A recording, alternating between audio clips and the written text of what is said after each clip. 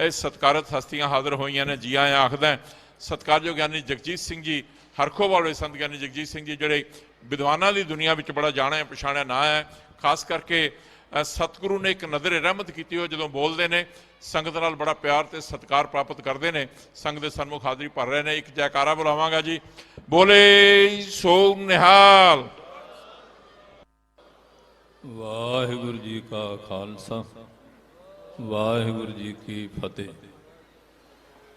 ਧੰਨ ਧੰਨ ਸਾਹਿਬ ਸ੍ਰੀ ਗੁਰੂ ਨਾਨਕ ਦੇਵ ਜੀ ਮਹਾਰਾਜ, ਧੰਨ ਧੰਨ ਸਾਹਿਬ ਸ੍ਰੀ ਹਰਗੋਬਿੰਦ ਸਾਹਿਬ ਜੀ ਮਹਾਰਾਜ, ਧੰਨ ਧੰਨ ਸਾਹਿਬ ਸ੍ਰੀ ਗੁਰੂ ਗੋਬਿੰਦ ਸਿੰਘ ਸਾਹਿਬ ਜੀ ਮਹਾਰਾਜ, ਧੰਨ ਧੰਨ ਸਾਹਿਬ ਸ੍ਰੀ ਗੁਰੂ ਗ੍ਰੰਥ ਸਾਹਿਬ ਮਹਾਰਾਜ ਦੀ ਛਤਰ ਛਾਇਆ ਹੇਠ ਜਥੇਦਾਰ ਪਰਮ ਪਵਿੱਤਰ ਆਤਮਾ ਸ਼੍ਰੀਮਾਨ ਸੰਤ ਬਾਬਾ ਅਵਤਾਰ ਸਿੰਘ ਜੀ, ਮੁਖੀ ਦਲ ਬਾਬਾ ਬਿਧੀ ਚੰਦ ਜੀ, ਉਹਨਾਂ ਦੀ ਸਰਪ੍ਰਸਤੀ ਹੇਠ ਇਹ ਸਾਰਾ ਧੰਨ ਧੰਨ ਬਾਬਾ ਦਇਆ ਸਿੰਘ ਜੀ ਮਹਾਰਾਜ ਜੀ ਦਾ ਸੱਚਖੰਡ ਗਮਨ, ਇਹ ਦਿਵਸ ਸੰਤ ਸਮਾਗਮ, ਸਾਰੀਆਂ ਸਿੱਖ ਪੰਥ ਦੀਆਂ ਜਥੇਬੰਦੀਆਂ, ਤਖਤ ਸਾਹਿਬਾਂ ਦੇ ਸਾਰੇ ਜਥੇਦਾਰ ਬੜੇ ਪਿਆਰ ਸਤਿਕਾਰ ਨਾਲ, ਦੇਸ਼ ਪ੍ਰਦੇਸ਼ ਦੀਆਂ ਸੰਗਤਾਂ ਦੇ ਸਹਿਯੋਗ ਨਾਲ ਬਾਬਾ ਜੀ ਦੇ ਪਰਮ ਪਵਿੱਤਰ ਸਥਾਨ 'ਤੇ ਤਪੋ ਭੂਮੀ ਵਿਖੇ ਮਨਾਇਆ ਜਾ ਰਿਹਾ ਹੈ। ਬੜੀ ਖੁਸ਼ੀ ਹੈ ਕਿ ਜੋ ਧੰਨ ਧੰਨ ਬਾਬਾ ਜਵਾਲਾ ਸਿੰਘ ਜੀ ਮਹਾਰਾਜ ਹਰਖੋਵਾਲ ਵਾਲੇ, ਧੰਨ ਧੰਨ ਬਾਬਾ ਸੋਹਣ ਸਿੰਘ ਸਾਹਿਬ ਜੀ ਅਸਥਾਨ 'ਤੇ ਆਉਣ ਨਾਲ ਮਹਾਂਪੁਰਖਾਂ ਦੀਆਂ ਪੁਰਾਣੀਆਂ ਯਾਦਾਂ ਤਾਜ਼ਾ ਹੋ ਜਾਂਦੀਆਂ। ਇੱਕ ਰਾਜਾ ਬੈਠਾ ਹੈ, ਇੱਕ ਮਹਾਂਪੁਰਖ ਆਏ ਹਨ। ਉਹਨਾਂ ਨੇ 3 ਪ੍ਰਸ਼ਨ ਕੀਤੇ। ਮਨੁੱਖ ਕਿਹੜਾ ਚੰਗਾ ਹੈ, ਕੰਮ ਕਿਹੜਾ ਚੰਗਾ ਹੈ, ਸਮਾਂ ਕਿਹੜਾ ਚੰਗਾ ਹੈ। ਉਹ ਕਹਿ ਕੇ ਚਲੇ ਗਏ। ਉਸ ਨੇ ਸਾਰੀ ਵਜ਼ੀਰ ਮੰਡਲੀ ਨੂੰ ਪੁੱਛਿਆ, ਇਹਦਾ ਉੱਤਰ ਦਿਓ, ਮਨੁੱਖ ਕੌਣ ਚੰਗਾ ਹੈ ਔਰ ਕੰਮ ਕਿਹੜਾ ਚੰਗਾ ਹੈ, ਸਮਾਂ ਕਿਹੜਾ ਚੰਗਾ ਹੈ। ਕੋਈ ਵੀ ਉੱਤਰ ਦੇ ਨਾ ਸਕਿਆ। ਇੱਕ ਦਿਨ ਆਪਣੇ ਸੂਰਬੀਰ ਬਹਾਦਰਾਂ ਨਾਲ ਸ਼ਿਕਾਰ ਖੇਲਣ ਵਾਸਤੇ ਗਿਆ। ਹਰਨ ਦੇ ਮਗਰ ਘੋੜਾ ਲਾਇਆ। ਹਰਨ ਬਹੁਤ ਦੂਰ ਜੰਗਲ 'ਚ ਨਿਕਲ ਗਿਆ। ਰਾਜਾ ਵੀ ਮਗਰੇ ਜਾ ਰਿਹਾ। ਉਹਦੇ ਸੈਨਿਕ ਵਜ਼ੀਰ ਅਮੀਰ ਪਿੱਛੇ ਰਹਿ ਗਏ। ਉਹ ਥੱਕ ਗਿਆ, ਭੁੱਖ ਵੀ ਲੱਗੀ, ਪਿਆਸ ਵੀ। ਇੱਕ ਤਾਂ ਧੂੰਆਂ ਨਿਕਲ ਰਿਹਾ ਸੀ, ਕਿਉਂਕਿ ਜਿੱਥੇ ਧੂੰਆਂ ਨਿਕਲਦਾ ਉੱਥੋਂ ਫਿਰ ਅਨੁਮਾਨ ਲਾਇਆ ਜਾਂਦਾ ਹੈ, ਐਂ ਪਰਬਤਾ ਬੰਨੀ ਮਾਨ ਧੂੰਬਾ ਤਵਾਤ ਮਹਾਨ ਸਵਤ, ਕਿ ਇੱਥੇ ਕੋਈ ਨਾ ਕੋਈ ਮਨੁੱਖ ਜ਼ਰੂਰ ਹੋਣਗੇ। ਲੰਗਰ ਦਾ ਵੀ ਪ੍ਰਬੰਧ ਹੋਏਗਾ ਜਿੱਥੇ ਧੂੰਆਂ ਨਿਕਲਦਾ। ਅੱਜ ਸਾਡੇ ਲੰਗਰ ਚੱਲਦੇ ਹਨ, 24 ਘੰਟੇ ਗੁਰੂ ਘਰ ਵਿੱਚ ਧੂਣਾ ਧੁਖਦਾ ਰਹਿੰਦਾ। ਇਹ 24 ਘੰਟੇ ਲੰਗਰ ਦਾ ਪ੍ਰਤੀਕ ਹੈ, ਦੇਗ ਦਾ। ਦੂਏ ਪਾਸੇ ਜਿਹੜਾ ਨਿਸ਼ਾਨ ਹੈ, ਇਹ ਤੇਗ ਦਾ। ਪਾਤਸ਼ਾਹ ਤਤੀ ਤਵੀ 'ਤੇ ਬੈਠੇ, ਦੇਗਾਂ ਚੁੱਬਲੇ ਤਾਂ ਜਾ ਕੇ ਦੇਗ 'ਤੇ ਤੇਗ ਚੱਲੀ ਹੈ, ਮੁਕਤ ਨਹੀਂ ਚੱਲੀ।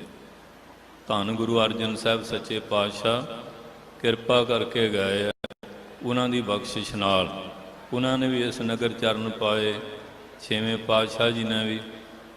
ਉਹ ਫਿਰ ਸੰਤਾਂ ਦੀ ਕੁਟੀਆ ਗਿਆ ਕਿ ਮਹਾਰਾਜ ਕੋਈ ਛਕਣ ਵਾਸਤੇ ਮਿਲੇ, ਭੁੱਖ ਲੱਗੀ ਹੈ, ਪਿਆਸ ਲੱਗੀ ਹੈ। ਉਸ ਵੇਲੇ ਮਹਾਂਪੁਰਖ ਝੋਨੇ ਦੀਆਂ ਫਲੀਆਂ ਤੋੜ ਰਹੇ ਸੀ, ਮੁੰਜਰਾਂ ਤੋੜ ਰਹੇ ਸਨ। ਉਹਨਾਂ ਨੇ ਉਹ ਕੰਮ ਛੱਡ ਦਿੱਤਾ, ਰਾਜੇ ਨੂੰ ਆਸਣ ਦਿੱਤਾ। ਆਗਤੰ ਸਵਾਗਤੰ ਸਾਰੰ, ਭੋਜਨ ਚਾ ਘਿਰਤੰ ਸਾਰੰ, ਰਾਤਰੀ ਚਾ ਜਾਗਰਣ ਸਾਰੰ, ਇਸਤਰੀਆ ਚਾ ਤਾੜਨੰ ਸਾਰੰ। ਇਹ 4 ਗੱਲਾਂ ਕਹੀਆਂ। ਆਏ ਦਾ ਸਵਾਗਤ ਕਰਨਾ। ਉਹਨਾਂ ਨੇ ਲੰਗਰ ਪਾਣੀ ਛਕਾਇਆ, ਆਰਾਮ ਵਾਸਤੇ ਆਸਣ ਦਿੱਤਾ। ਰਾਜਾ ਆਰਾਮ ਕਰ ਰਿਹਾ। ਉਹਦੇ ਮਨ 'ਚੋਂ ਪ੍ਰਸ਼ਨ ਜਿਹੜੇ ਸੀ ਆ ਗਏ। ਨੀਂਦ ਨਹੀਂ ਆਈ ਕਿ ਸੰਤਾਂ ਨੂੰ ਵੀ ਪੁੱਛੀਏ ਇਹਨਾਂ ਦਾ ਉੱਤਰ ਕੀ ਹੈ? ਸੰਤਾਂ ਨੂੰ ਕਹਿਣ ਲੱਗਾ ਮਹਾਰਾਜ ਕਿ ਸਭ ਨੂੰ ਚੰਗਾ ਮਨੁੱਖ ਕੌਣ ਹੈ, ਇਹ ਕਿਰਪਾ ਕਰੋ। ਕਹਿਣ ਲੱਗੇ ਜਿਹੜਾ ਆਇਆ ਹੋਇਆ ਮਹਿਮਾਨ ਹੈ ਉਹ ਸਭ ਨੂੰ ਚੰਗਾ ਮਨੁੱਖ ਹੁੰਦਾ ਹੈ। ਜਿਹੜਾ ਅਤਿਥੀ ਆਉਂਦਾ ਹੈ ਬਿਨਾਂ ਕਿਸੇ ਤਿਸ ਤੋਂ ਆਪਣੇ ਆਪ, ਉਹ ਸਭ ਨੂੰ ਚੰਗਾ ਮਨੁੱਖ ਹੁੰਦਾ ਹੈ। ਤੁਸੀਂ ਆਏ, ਮੈਂ ਮੁੰਜਰਾਂ ਤੋੜਨੀਆਂ ਛੱਡਤੀਆਂ, ਤੁਹਾਡੀ ਸੇਵਾ 'ਚ ਹਾਜ਼ਰ ਹੋ ਗਿਆ। ਹਾਲੇ ਉਹ ਬਚਨ ਕਰ ਰਹੇ ਸੀ, ਸਿਰ ਵਿੱਚ ਚੋਟ ਲੱਗ ਗਈ, ਖੂਨ ਵਗ ਰਿਹਾ ਸੀ। ਹਾਏ ਮੈਂ ਮਰ ਗਿਆ, ਮੈਨੂੰ ਸੰਭਾਲੋ, ਮੇਰਾ ਇਲਾਜ ਕਰੋ। ਤੇ ਮਹਾਂਪੁਰਖ ਰਾਜੇ ਵੱਲੋਂ ਉੱਧਰ ਜਾ ਕੇ ਸਾਧੂ ਦਵਾਈ ਬੂਟੀ ਕਰਦੇ, ਮਲਮ ਪੱਟੀ ਕੀਤੀ, ਦੁੱਧ 'ਚ ਘਿਓ ਪਾ ਕੇ ਦਵਾਈ ਪਾ ਕੇ ਛਕਾਇਆ, ਉਹ ਤੰਦਰੁਸਤ ਹੋ ਕੇ ਗਿਆ। ਸੋ ਕਹਿਣ ਲੱਗੇ ਭਾਈ ਜਿਹੜਾ ਅਤਿਥੀ ਆਉਂਦਾ ਉਹ ਚੰਗਾ ਮਨੁੱਖ ਹੈ, ਤੇ ਮੈਂ ਉੱਧਰ ਸੇਵਾ ਵਿੱਚ ਹੋ ਗਿਆ। ਇਹ ਜਿਹੜਾ ਹੈ ਇਹ ਸਾਧ ਸੰਗਤ ਜੀ ਆਪਣੇ ਚੰਗਾ ਸਮਾਂ ਕਿਵੇਂ ਬਣਦਾ ਹੈ, ਔਰ ਮਨੁੱਖ ਚੰਗਾ ਕੌਣ ਹੈ? ਜਿਹੜਾ ਮਹਿਮਾਨ ਆਉਂਦਾ ਹੈ। ਔਰ ਇਸ ਵਾਸਤੇ ਵਕਤ ਚੰਗਾ ਕਿਹੜਾ ਹੈ?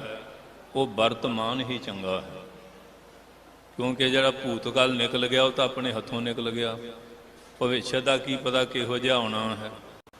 ਇਸ ਵਾਸਤੇ ਸੰਤਾਂ ਨੇ ਉੱਤਰ ਦਿੱਤੇ।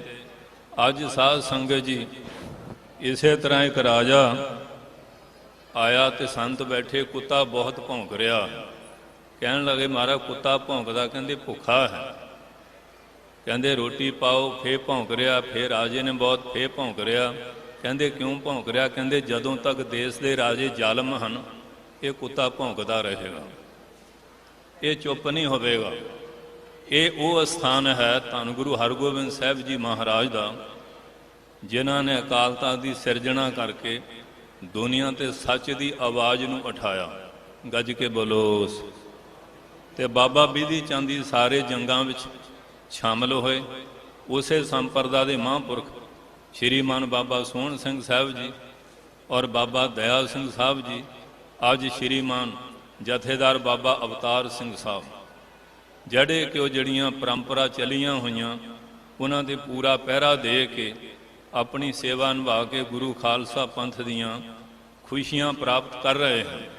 ਸੋ ਸਤਸੰਗੀਓ, ਅੱਜ ਦੇਸ਼ ਉੱਤੇ ਬੜਾ ਕਹਿਰ ਹੋ ਰਿਹਾ ਤੇ ਲੀਡਰ ਕਹਿੰਦੇ ਹਨ ਕਿ ਕਿਸਾਨਾਂ ਨੂੰ ਚਾਹੀਦਾ ਆਪਣਾ ਹੱਠ ਛੱਡ ਦਿਓ। ਇਹਨਾਂ ਮੂਰਖਾਂ ਨੂੰ ਪੁੱਛੋ ਵੀ ਹੱਠ ਤਾਂ ਤੁਸੀਂ ਧਾਰਿਆ ਹੋਇਆ, ਆਪਣੀ ਮਰਜ਼ੀ ਨਾਲ ਕਾਨੂੰਨ ਬਣਾ ਕੇ ਇਹਨਾਂ ਤੇ ਠੋਕ ਰਹੇ ਆ। ਹੱਠ ਤੁਸੀਂ ਧਾਰਿਆ ਹੋਇਆ, ਕਿਸਾਨ ਤਾਂ ਆਪਣੇ ਘਰਾਂ 'ਚ ਬੈਠੇ ਸੀ, ਘਰਾਂ ਤੋਂ ਬਾਹਰ ਕੱਢ ਕੇ ਕਿੱਥੇ, ਕਿੰਨੀ ਠੰਡ ਹੈ, ਬੀਬੀਆਂ ਬੈਠੀਆਂ, ਬੱਚੇ ਬੈਠੇ ਐ। ਕਦੀ ਤੁਸੀਂ ਸਾਰ ਲਈ ਹੈ ਨਾ ਗਰੀਬਾਂ ਦੀ? ਕਿੰਨੇ ਬੰਦੇ ਕਿਸਾਨ ਮਰ ਚੁੱਕੇ ਐ, ਕਦੀ ਹਾਂ ਦਾ ਨਾਰਾ ਮਾਰਿਆ? ਹੱਠ ਇਹ ਆਪ ਧਾਰੀ ਬੈਠੇ ਕਹਿ ਰਹੇ ਕਿਸਾਨ ਹੱਠ ਕਰ ਰਹੇ, ਕਿਉਂਕਿ ਜਿਹੜਾ ਕਿਰਸ਼ੀ ਹੈ ਔਰ ਖੇਤੀ ਹੈ, ਉੱਤਮ ਖੇਤੀ ਮੱਧਮ ਵਪਾਰ ਨਖਿੱਧ ਚਾਕਰੀ ਭੀਖ ਨਦਾਰ ਹੈ। ਕਿਰਸਾਨੀ ਦੇ ਸਿਰ ਦੇ ਉੱਤੇ ਸਾਰਾ ਕੁਝ ਚੱਲ ਰਿਹਾ ਹੈ, ਕਿਉਂਕਿ ਅੰਨ ਦਾ ਦਾਨ ਸਭ ਨੂੰ ਵੱਡਾ ਦਾਨ ਹੈ। ਵਿਦਿਆ ਵੀ ਤਾਂ ਹੀ ਪੜਾਂਗੇ ਜੇ ਭੋਜਨ ਖਾਣ ਨੂੰ ਮਿਲੇਗਾ, ਔਰ ਸੂਰਮਾ ਵੀ ਜੰਗ ਯੁੱਧ ਤਾਂ ਕਰੇਗਾ। ਬਾਰਡਰਾਂ ਦੇ ਉੱਤੇ ਜਾਂ ਅੰਤਰਰਾਸ਼ਟਰੀਏ ਕੋਈ ਵੀ ਕੰਮ ਹੈ ਭੋਜਨ ਤੋਂ ਬਿਨਾਂ ਤਾਂ ਹੁੰਦਾ ਹੀ ਨਹੀਂ, ਕਿਉਂਕਿ ਅੰਨੋ ਹੀ ਬ੍ਰਹਮ ਉਪਾਸਤੇ ਜਪਿਆ ਨਾ ਮਨ ਕੈ ਸਾਧ ਅੰਨੇ ਕੈ ਸੰਗ ਨੀਕਾ ਬਨ ਤਜੈ ਅੰਨ ਨ ਮਿਲੈ ਗੋਪਾਲ। ਤੇ ਜਿਹੜੇ ਅੰਨ ਦਾਤਾ ਹਨ ਉਹਨਾਂ ਦੀ ਆਪਾਂ ਸੰਗਣੀ ਪਲਣੀ ਸ਼ੁਰੂ ਕਰ ਦਿੱਤੀ ਹੈ। ਔਰ ਫੌਜਾਂ ਵਿੱਚ ਵੀ ਕਿਸਾਨ, ਪੁਲਿਸ ਵਿੱਚ ਵੀ ਕਿਸਾਨ, BSF ਵਿੱਚ ਵੀ ਕਿਸਾਨ, CRP ਵਿੱਚ ਵੀ ਕਿਸਾਨ, ਹਰ ਥਾਂ ਇਹੀ ਬੰਦੇ ਹੈਗੇ ਆ। ਤੇ ਜਿਹੜੇ ਗੋਗੜਾਂ ਵਢਾ ਕੇ ਬੈਠੇ ਹੋ ਤਾਂ ਇਹ ਸੇਵਾ ਕਰਦੇ ਨਹੀਂ, ਤੇ ਜਿਹੜੇ ਹਰ ਤਰ੍ਹਾਂ ਰਾਸ਼ਟਰ ਦੀ ਸੇਵਾ ਕਰ ਰਹੇ ਆ ਉਹਨਾਂ ਉੱਤੇ ਇਹ ਆਰਾ ਅੱਜ ਚੱਲ ਰਿਹਾ ਹੈ। ਇਸ ਵਾਸਤੇ ਉਹਨਾਂ ਮਹਾਂਪੁਰਖਾਂ ਦਾ ਜਿਹੜੇ ਜਾ ਕੇ ਲੰਗਰ ਚਲਾਉਂਦੇ ਹਨ ਔਰ ਮਨ ਬਾਣੀ ਸ਼ੀਰ ਔਰ ਧਨ ਕਰਕੇ ਜਥੇਬੰਦੀਆਂ ਸੇਵਾ ਕਰਦੀਆਂ, ਉਹਨਾਂ ਦੇ ਪਰਚੇ ਕੱਟੇ ਜਾ ਰਹੇ ਹਨ। ਇਹ ਕਹਿੰਦੇ ਦੇਸ਼ ਦੇ ਅਸੀਂ ਮਾਲਕ ਹਾਂ। ਦੇਸ਼ ਦੇ ਮਾਲਕ ਨਹੀਂ, ਦੇਸ਼ ਦੇ ਅਸੀਂ ਮਾਲਕ ਹਾਂ, ਜਿਨ੍ਹਾਂ ਨੇ ਦੇਸ਼ ਦੀ ਗੁਲਾਮੀ ਦਾ ਜੂੜਾ ਲਾਇਆ ਹੈ। फल को जिद है बिजलियां बरसाने की, हमको जिद है जहीं आशियाना बनाने की। आकाश ਨੂੰ ਜਿੱਦ ਹੈ ਕਿ ਬਿਜਲੀਆਂ ਸੁੱਟਣੀਆਂ, ਤੇ ਸਾਨੂੰ ਜਿੱਦ ਆ ਅਸੀਂ ਵੀ ਆਪਣਾ ਘਰ ਇੱਥੇ ਹੀ ਬਣਾਉਣਾ ਹੈ। ਇਹ ਸਾਡਾ ਦੇਸ਼ ਹੈ, ਸਾਡਾ ਰਾਸ਼ਟਰ ਹੈ, ਤੇ ਸਿੰਘਾਂ ਦੀ ਕਿਰਪਾ ਨਾਲ, ਨਹੀਂ ਤਾਂ ਰੋਜ਼ ਦਰਾ ਖੈਬਰ ਤੋਂ ਹਮਲੇ ਹੁੰਦੇ ਸੀ। ਇਹਨਾਂ ਹਮਲਿਆਂ ਨੂੰ ਕਿਨ ਬੰਦ ਕੀਤਾ? ਆ ਕਿਰਸਾਨਾਂ ਨੂੰ ਬੰਦਾ ਬਹਾਦਰ ਜਾਇਦਾਦ ਦੇ ਕੇ ਗਿਆ। ਪਰ ਕਿਰਸਾਨੋਂ ਤੁਸੀਂ ਯਾਦ ਰੱਖਿਓ, ਅੱਜ ਤੱਕ ਬੰਦੇ ਬਹਾਦਰ ਦਾ ਤੁਸੀਂ ਦਿਨ ਨਹੀਂ ਸੀ ਮਨਾਇਆ। ਹੁਣ ਤੁਹਾਨੂੰ ਚੇਤਾ ਆਇਆ ਕਿ ਬੰਦਾ ਬਹਾਦਰ ਸਾਨੂੰ ਮਜਾਰਿਆਂ ਤੋਂ ਮਾਲਕ ਬਣਾ ਕੇ ਗਿਆ ਸੀ। ਹੁਣ ਤਾਂ ਦੂਜਿਆਂ ਸੂਬਿਆਂ ਦੇ ਵੀ ਕਹਿੰਦੇ ਹਮਾਰਾ ਬੰਦਾ ਲੀਡਰ ਹੈ। ਇਸ ਕਰਕੇ ਗੁਰੂ ਪਿਆਰੋ, ਜਦੋਂ ਅਸੀਂ ਬਜ਼ੁਰਗਾਂ ਨੂੰ ਭੁੱਲ ਜਾਂਦੇ ਹਾਂ ਤੇ ਕਈ ਵਾਰੀ ਮਾਰ ਖਾਣੀ ਪੈਂਦੀ ਹੈ। ਪਾਰਨ ਕਰੋ ਸਾਰੇ ਕਿਰਸਾਨ, ਜਿਸ ਬੰਦੇ ਬਹਾਦਰ ਨੇ ਤੁਹਾਨੂੰ ਮਜਾਰਿਆਂ ਤੋਂ ਮਾਲਕ ਬਣਾਇਆ, ਉਹਦਾ ਦਿਨ ਚੜ੍ਹਦੀ ਕਲਾ 'ਚ ਉੱਥੇ ਵੀ ਮਨਾਓ ਬਾਰਡਰਾਂ ਤੇ ਪਤਾ ਲੱਗ ਜਾਏ ਕਿ ਜਿਸ ਨੇ ਸੰਮਤ ਚਲਾਏ, ਸਿੱਕੇ ਚਲਾਏ, ਇੱਕ ਓੰਕਾਰ ਸ੍ਰੀ ਵਾਹਿਗੁਰੂ ਜੀ ਕੀ ਫਤਿਹ ਹੈ, ਦੇਗ ਤੇਗ ਫਤਿਹ, ਨੁਸਰਤ ਬੇਦਰੰਗ ਯਾਫਤਾ ਨਾਨੂ ਗੁਰੂ ਗੋਬਿੰਦ ਸਿੰਘ ਸ੍ਰੀ ਅਕਾਲ ਤਖਤ ਪੁਰਖ ਜੀ ਸਹਾਏ। ਉਹਨਾਂ ਦੀ ਕਿਰਪਾ ਨਾਲ ਸਮਾਂ ਇੰਨਾ ਨਹੀਂ ਕਿ ਲੰਮੀ ਵਿਆਖਿਆ ਕਰੀਏ। ਦਾਲ ਰੇਜੀ ਦੀ ਇੱਕ ਦਾਣਾ ਫੇਂਕ ਕੇ ਦੇਖ ਲਈਏ, ਸਾਰੀ ਰੀਜੀ ਦਾ ਗਿਆਨ ਹੋ ਜਾਂਦਾ ਹੈ। ਸੋ ਬਾਬਾ ਜੀ ਦਾ ਬਹੁਤ ਬਹੁਤ ਧੰਨਵਾਦ ਹੈ, ਜਿਨ੍ਹਾਂ ਨੇ ਇਤਨਾ ਵੱਡਾ ਇਹ ਸਮਾਗਮ ਰਚਿਆ ਹੈ। ਪਰ ਇੱਧਰ ਰੌਲਾ ਬਹੁਤ ਪੈਂਦਾ ਰਿਹਾ। ਉਹ ਕਹਿੰਦੇ ਵੀ ਇੱਧਰ ਤਾਂ ਸਟੇਜ ਵਾਲਿਆਂ ਦਾ ਕੰਮ ਹੈ, ਆਪਣਾ ਕੰਮ ਨਹੀਂ। ਇਸ ਕਰਕੇ ਬੇਨਤੀ ਹੈ ਵੀ ਰੌਲਾ ਨਾ ਪਾਇਆ ਕਰੋ, ਫਿਰ ਰਸ ਨਹੀਂ ਆਉਂਦਾ।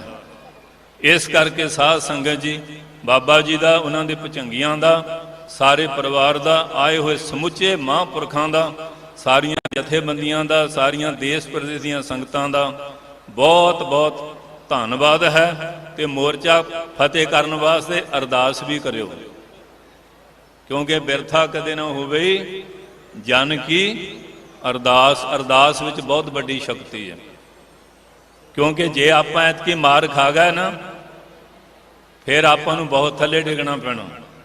ਹੁਣ ਚੜ੍ਹਦੀ ਕਲਾ ਦੇ ਨਾਲ, ਵੈਸੇ ਤੇ ਇਹਨਾਂ ਨੂੰ ਹੁਣ ਭਾਜੜਾਂ ਪਈਆਂ ਹੋਈਆਂ, ਰੋਜ਼ ਬਾਡੀਗਾਰਡ ਬਦਲਦੇ ਆ, ਨੀਂਦ ਨਹੀਂ ਆਉਂਦੀ। ਨੀਂਦ ਇਹਨਾਂ ਦੀ ਹਰਾਮ ਹੋਈ ਹੋਈ ਹੈ ਵੀ ਡੂਮ ਨੇ ਮਖੀਲ ਨੂੰ ਇਹ ਛੇੜ ਬੈਠੇ ਆ। ਉੱਥੇ ਬਲੈਤ 'ਚ ਬਾਬਾ ਜੀ ਸਾਨੂੰ ਇੱਕ ਫਿਲਾਸਫਰ ਮਿਲਿਆ ਗੋਰਾ, ਉਹ ਕਹਿੰਦੇ ਵੀ ਸਾਡਾ ਰਾਜ ਸਾਰੀ ਦੁਨੀਆ 'ਚ ਰਹਿਣਾ ਹੀ ਸੂਰਜ ਨਾਲ ਛਿਪਦਾ। ਇੱਕ ਗਲਤੀ ਕਰ ਲਈ। ਮੈਂ ਕਿਹਾ ਉਹ ਕਿਹੜੀ? ਕਹਿੰਦੇ ਆ ਜਿਹੜੇ 10 ਪਾਤਸ਼ਾਹ ਦੇ ਸਿੰਘਾਂ ਨੂੰ ਛੇੜ ਬੈਠੇ। ਕਹਿੰਦੇ ਇਹਨਾਂ ਨੂੰ ਨਾ ਛੇੜਦੇ ਸਾਡਾ ਰਾਜ ਨਹੀਂ ਸੀ ਦੁਨੀਆ 'ਚੋਂ ਜਾਣਾ। ਇਸ ਕਰਕੇ ਆ ਸਾਰਾ ਕੁਝ ਤੁਹਾਡੇ ਸਿਰ ਦੇ ਉੱਤੇ ਹੀ ਹੈ। ਇਹ ਗੱਲਾਂ ਦਾ ਬਹੁਤ ਕਰਦੇ, ਇਹਨਾਂ ਸਿੰਘਾਂ ਨੂੰ ਪਾਸੇ ਕਰ ਦਿਓ। ਇਹ ਦਿੱਲੀ ਆਏ ਖੜੇ ਆ, ਉਹ ਤਾਂ ਦੇਖ ਰਹੇ ਮੌਕਾ, ਪਰ ਸਾਧ ਨੂੰ ਮੌਕਾ ਸੰਭਾਲ ਲੈਣਾ ਚਾਹੀਦਾ, ਹੱਥੋਂ ਗਾਉਣਾ ਨਹੀਂ ਚਾਹੀਦਾ। ਇਹਨਾਂ ਲੀਡਰਾਂ ਨੂੰ ਵੀ ਅਕਲ ਨਾਲ ਤੁਰਨਾ ਚਾਹੀਦਾ। ਇੰਨੀਆਂ ਬੇਨਤੀਆਂ ਪ੍ਰਵਾਨ ਕਰਿਓ। ਬਾਬਾ ਜੀ ਮਹਾਰਾਜ ਜੀ ਦਾ, ਆਪ ਸਾਰਿਆਂ ਦਾ ਬਹੁਤ ਬਹੁਤ ਧੰਨਵਾਦ। ਕਿਰਸਾਨੋਂ ਤੁਹਾਡਾ ਵੀ ਮੋਰਚਾ ਸਾਰੀ ਵਰਲਡ ਵਿੱਚ ਚਲੇ ਗਿਆ। ਇੰਨਾ ਕਦੀ ਨਹੀਂ ਹੋਇਆ। ਕਿਹੜਾ ਦੇਸ਼ ਆ ਜਿੱਥੇ ਤੁਹਾਡੇ ਹੱਕ ਵਿੱਚ ਇਹਨਾਂ ਲੀਡਰਾਂ ਦੇ ਪੁਤਲੇ ਨਹੀਂ ਸੜਦੇ ਤੇ ਇਹਨਾਂ ਦੇ ਮਜ਼ਾਰੇ ਨਹੀਂ ਹੋ ਰਹੇ। ਪਰ ਇਹ ਢੀਠ ਤੇ ਬੇਸ਼ਰਮ ਬਣ ਗਏ। ਜਿਸ ਤਰ੍ਹਾਂ ਨੱਟ ਜਿਹੜਾ ਰਸੇ ਤੇ ਨੱਚਦਾ ਨਾ, ਇੱਕ ਢੋਲ ਵਜਾਉਂਦਾ, ਕਹਿੰਦਾ ਵੀ ਠੀਕ ਆ, ਕਹਿੰਦਾ ਮੈਂ ਨਾ ਮੰਨੂ, ਠੀਕ ਆ, ਉਹ ਰੱਸਾ ਟੁੱਟ ਗਿਆ, ਕਹਿੰਦਾ ਤੇਰੀ ਮੈਂ ਨਾ ਮੰਨੀ, ਮੇਰਾ ਮਣਕਾ ਟੁੱਟ ਗਿਆ। ਇਹਨਾਂ ਨੇ ਮੈਂ ਮੰਨੂ ਫੜੀ, ਹੋਰ ਪੱਲੇ ਇਹਨਾਂ ਦੇ ਕੁਛ ਨਹੀਂ। ਇੰਨੀਆਂ ਬੇਨਤੀਆਂ ਪ੍ਰਵਾਨ ਕਰਨੀਆਂ। ਵਾਹਿਗੁਰੂ ਜੀ ਕਾ ਖਾਲਸਾ, ਵਾਹਿਗੁਰੂ ਜੀ ਕੀ ਫਤਿਹ।